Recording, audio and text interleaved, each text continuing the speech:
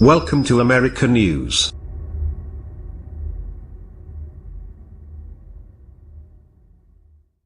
Ed. Note: this article is the latest in our series on the U.S. Supreme Court case Jesner v.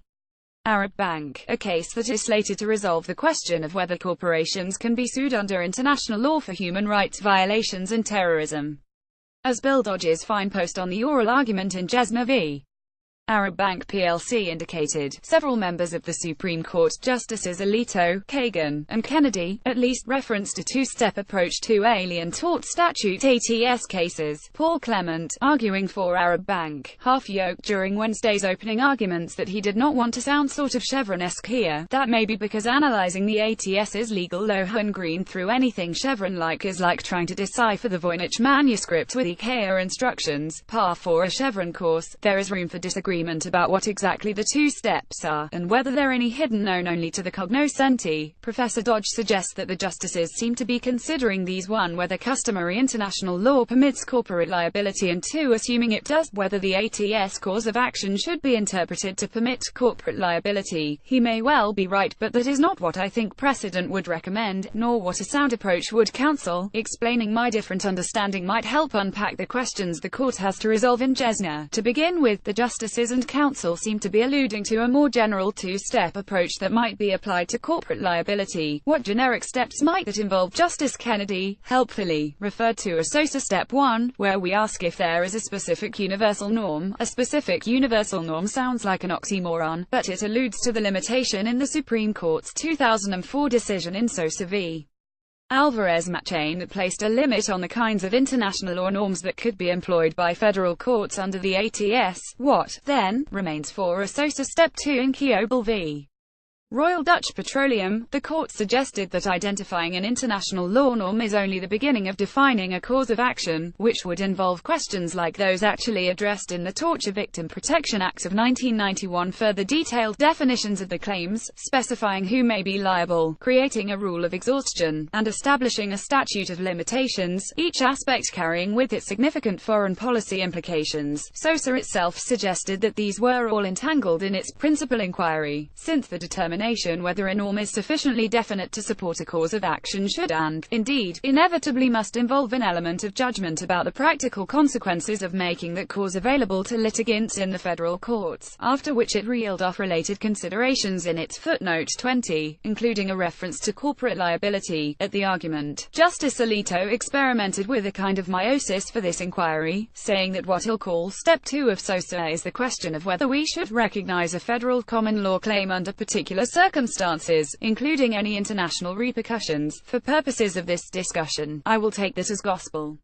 Let's assume, at least, that any Step 1 is to be put in terms of international law norms, some violation of which is critical to establishing jurisdiction under the ATS. What is the precise inquiry for use in Jesner? It certainly should not be whether there is generally some norm of corporate liability under customary international law, as the Second Circuit majority did in its 2010 decision in Kiobel v.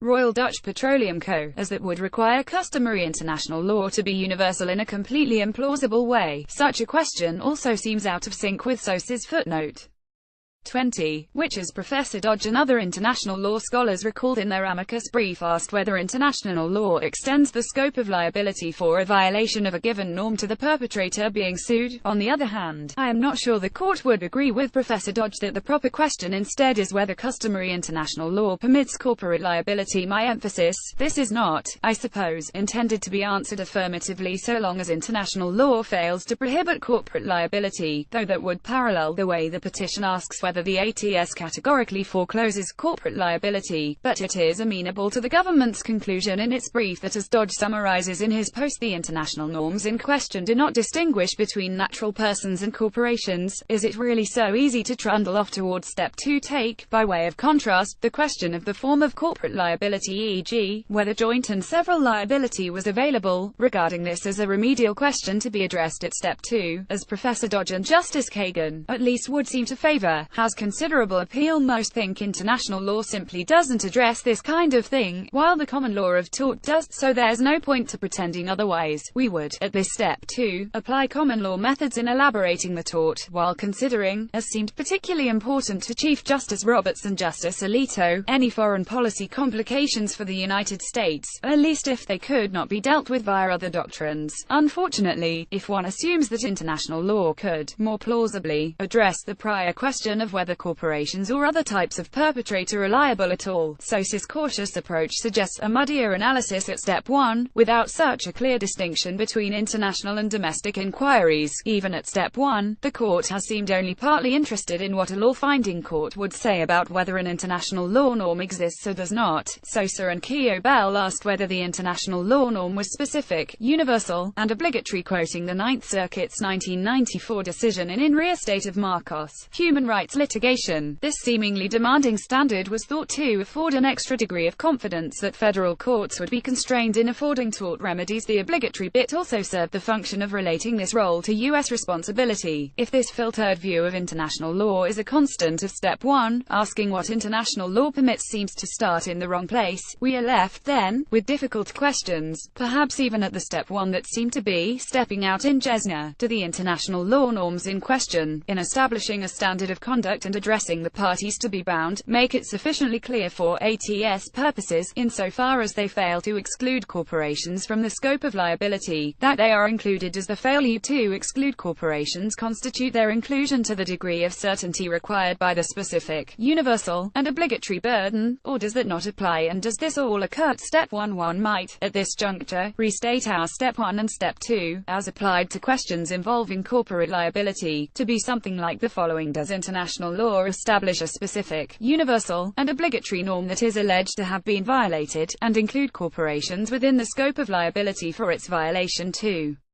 Should a court recognize a federal common law claim under the particular circumstances? This is, I think, consistent with the general drift of Professor Dodge's post. However, asking whether international law includes corporations is not actually as easy as asking whether it permits liability for corporations or excludes such liability, nor does this clarify whether that is governed by the same demanding standard of inquiry into what international law has established.